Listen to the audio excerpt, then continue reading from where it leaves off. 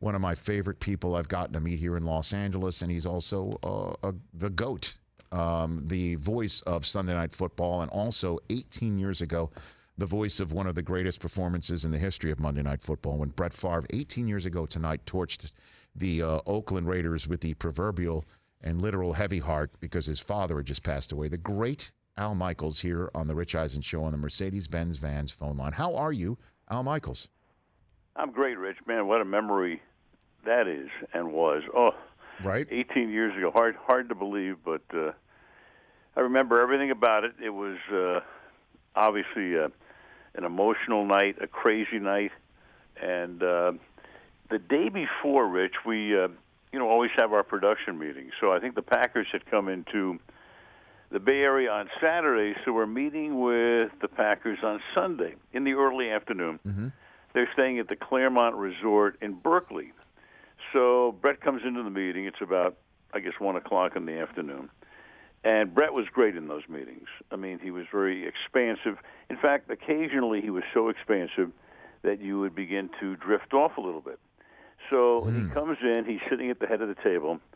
I'm sitting off to his left, and I'm looking out a circular window that gives me a shot all the way across the bay of the Golden Gate Bridge way out in the distance. It's a beautiful afternoon.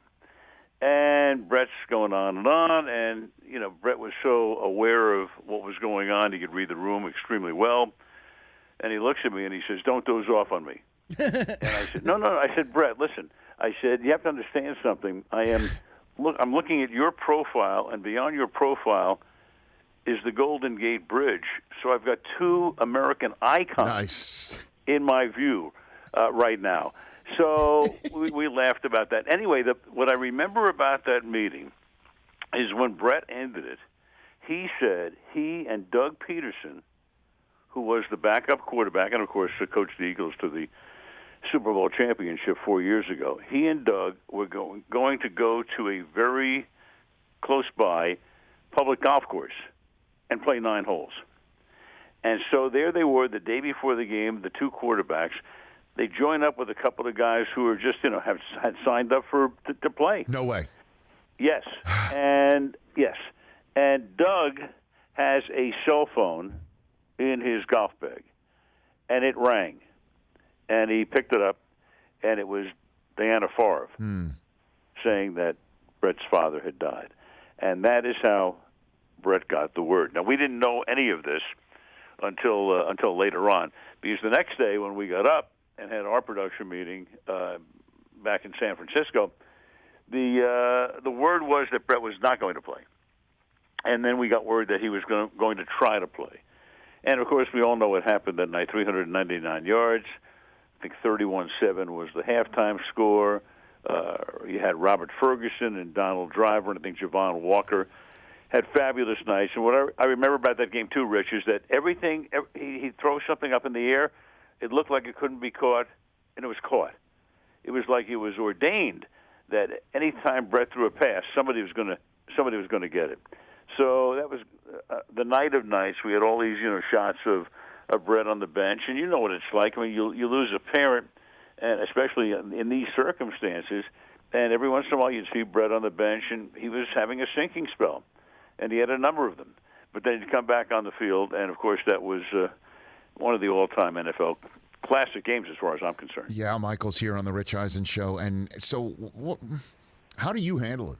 I mean, obviously you've been there and done that with so many other emotional moments in your announcing career, but you're realizing in front of you what is happening and how that must be resonating with an audience at home.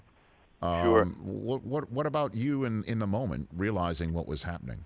Al? Well, I know that when John Madden and I came on the air, and I think one of the first questions I asked John is, "What do you expect tonight?" I mean, and John said something along the lines of, "We don't know. Nobody's really ever been here in this particular circumstance. I mean, guys have played when, a parent or a sibling has died, but under this particular circumstance, a high-profile quarterback who just found out about his father, dying suddenly in his 50s the day before, and obviously he was so close to Favre. Nobody knew. Nobody knew what was going to happen.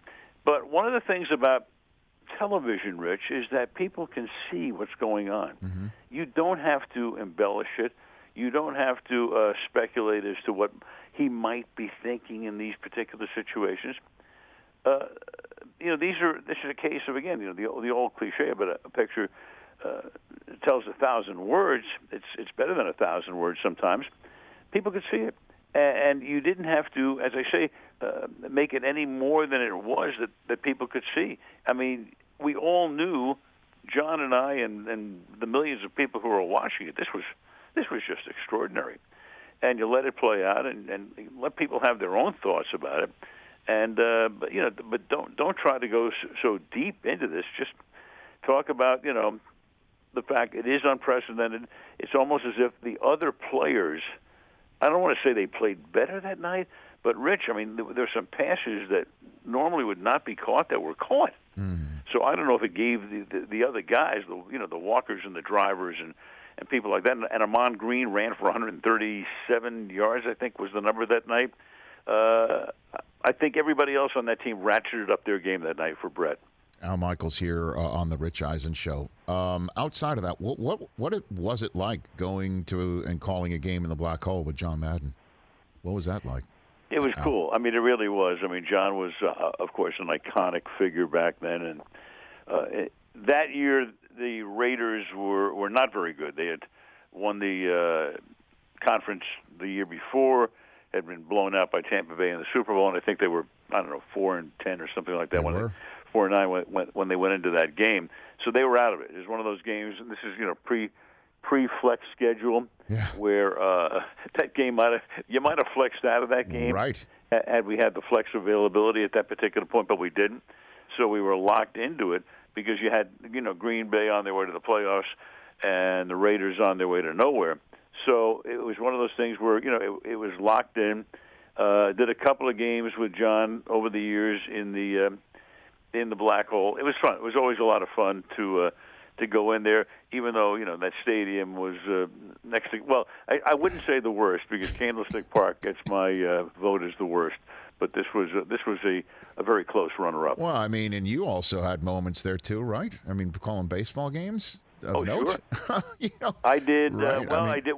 I did 2 World Series. Yeah. One in 1972, and I was the Reds announcer. Yeah. And we played the A's, and then the Earthquake World Series. Of course, the first 2 games were in Oakland, and then we went back to San Francisco to Candlestick Park for Game 3, which had the Earthquake at 5:04, and then a 10-day delay before we picked that one up, and the A's won it. So yeah, I've done a number of games in the Oakland Coliseum, and it's the long gone, not to be lamented Oakland Coliseum because it was. Well, I always remember. Well, it was a dump. It was a dump. Well, I remember doing Thursday night games there for many, many, many years, and I remember going out to the turf, and the tunnel underneath would have like the warning track dirt. They would have the mound dirt. There would just be different, and then rocks that they, like they would have piles of different, various forms of baseball necessity dirt that they would not have, and then they would turn into a football stadium. It was just, I've never seen anything like it. There's just nothing else like it. Rich, what about the cockroaches and the tarantulas and I forgot about those. Form of insect. I mean, it was an etymologist's dream under there. And it stunk too, as you know. No, that was built. It was built in the '60s, and they try to keep it up a little bit and have it. And I mean, it's just amazing to me that the A's are still playing there. That's true. That's true. Al Michaels here on the Rich Eisen Show. Have you spoken to Brett about this night since then? At any point in time, whenever the two of you guys have crossed paths? Through the years, yes. Not recently though, but we were in Green Bay when they put Brett's name up on the Ring of Honor in a Thanksgiving game a few years back. We brought him into the booth, in fact. And we talked to him. So yes, over the years we went back and talked about that night, and how surreal it was. I mean, that was the only way you could put it. I mean, with all that was going on, finding out. And as I say, it's an amazing story that he finds out on a golf course because Doug Peterson happens to have a cell phone in his golf bag, and then and then his wife flew out to be with him. And I think that, as I say, that morning we were getting word from the Packers that it was likely that he would not play and that Doug would play. And then it was an early game because it was a West Coast start, so right.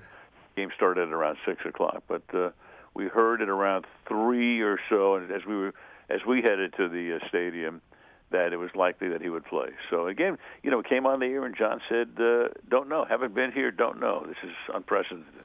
18 years ago tonight, Al Michaels here on the Rich Eisen Show recalling all that. All right, so the here and now, you're going to Dallas for this big game on Sunday that that Dallas can clinch the division with a dub. Washington hopefully will be healthy, literally, and play this game. And then it's just fascinating to me how things change, obviously, in a football season. The Dallas defense is clearly the unit that is carrying the Cowboys right now, as opposed to the offensive side of the ball. When you saw them on the first Thursday night of the season, Dak's throwing for 400 yards and things like that. It's amazing how things have kind of switched a little bit, don't you think? No question. I mean, Dan Quinn obviously has done a great job, and I'm sure that he'll be looked at to come back as the head coach for somebody maybe as early as next year. I think that the other thing, too, Rich, is that it's been kind of a crazy season for these guys. We had their game Halloween night in Minnesota. That's right, where Cooper Prescott Rush couldn't play, and Cooper Rush comes in and wins the game, of course, with some help from that defense as well. And I think right now, as you look at it, only one team gets a bye. At the moment, it would be Green Bay. Dallas is in a position to maybe get the number 2 seed. If they are, I mean, not only do you get a wild card home game, you could get a divisional home game as well. So, I mean, that 2 seed is big. The 1, of course, is gigantic because you get the bye week and you rest up and everything comes through your stadium. And they're not out of the mix for that either right now because, they've got Washington. They'll be favored this week. I think Arizona goes in there. That's going to be a really interesting game the following week. And, the Cowboys, it's funny. And you're right. I mean, early on, Prescott on opening night looked great. Took Tampa Bay down to the wire. Dak was probably in the MVP conversation through 5 or 6 weeks. Then he had the injury, missed a game and all of that, and obviously hasn't played all that well. And they don't look like a super team right now, except for the defense. And they've got Lawrence back and playing well. And Diggs has 10 interceptions. They're taking the ball away. So and they should beat Washington, whether Washington's healthy or not, on Sunday night. At least they'll be strongly favored, I think. So here we go again. The Dallas Cowboys. You and I have talked about this through the years. Every year, it doesn't matter. There's so much interest in that team. Yeah. And everybody, laughs and mocks the fact, some still call them America's team, which, Tex Stram called them many, many years ago. But in a way, people are interested in the Cowboys. And it's one of those teams, I've always said they're like the Yankees. You love them or hate them, but you can't ignore them. And number 2 seed, Al, is obviously you don't get the week off, but that's second best, literally and also figuratively, because you're going to be facing a team that's most likely 9-8, if not 8-9 coming in, as opposed to the 3 and 4 seed, where you're probably going to face, either the second or third place team in the NFC West. Right. I mean that, and the one team that you saw on a Sunday night, a dreadful rainy Sunday night when the Colts came in to take on San Francisco. That was kind of the last game in which the Niners didn't have shades of 2019. They have come from a long way, huge strides as the proverbial. And both of those teams, Colts and Niners, you could say are the proverbial teams you don't want to face in either conference going into the playoffs right now. I mean, the Niners, I thought. They looked like they were dead. I mean, they had all those injuries as well. You didn't know what Garoppolo was going to do the rest of the season. Would they move Lance in there? Kittle gets hurt. The running backs get hurt. I give Kyle and that group a lot of credit with what's gone on up there, because you're right. After that night against Indianapolis in the rain in San Francisco, I thought this team just doesn't look right, and this team's in a tough division with Arizona and the Rams, and who knew what Seattle was going to be at that particular point, even though they faded. But when I see them now, yeah, I mean, Garoppolo's playing well. Kittle's a monster. He sure I mean, is. just a monster. What he did in that Cincinnati game, that catch he made, going high in the air. And I mean, here's a guy coming off an injury. He's tremendous. And I mean, you think about this team and the bad breaks they had last year, and then this year they start out with, Raheem Mostert's one of the best backs in the league. Lose him before the season starts. Losing just about everybody. Took Ayuk a little while to get back into the flow of things. Samuel is terrific. We know that. Everybody's got problems with the line, with injuries and all of that. They've been able to work through that. So I look at that team. I think it's going to be a lot of fun. I think, heading down the stretch in week, it sounds funny, week 18, because they go to 17 games this year plus the bye. Right.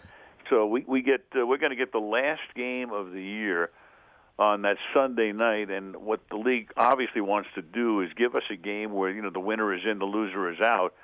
So if we can't find that, I'm looking at the schedule that week, and I know the 49ers play at the Rams. Yes, indeed. And that may not be winner and loser out, but that could be for seeding. Yeah, I know. I was literally Al. I literally was about to finish up our conversation by asking you what your 256 might be, your game 256, or what it used to be, whatever the heck it now is now. I guess you got to add. Right. You got to add 16. Yeah. It's what game 272 right now, right? So right.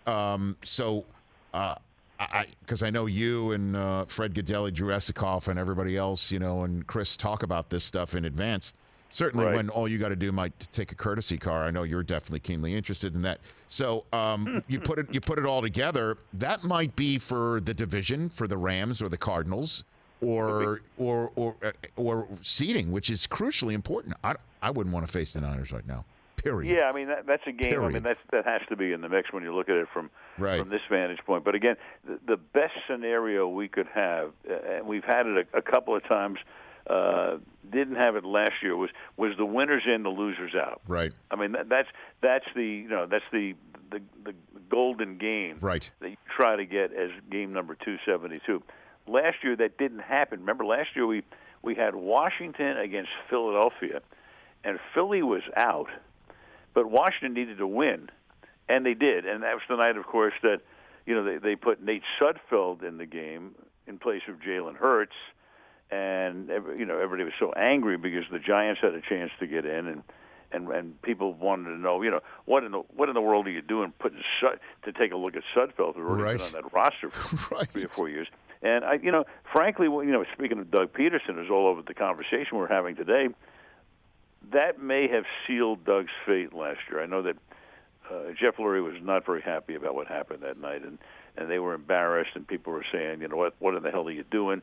You owe it to every other team to give it your best. And they had the lead at one point, too, in that game.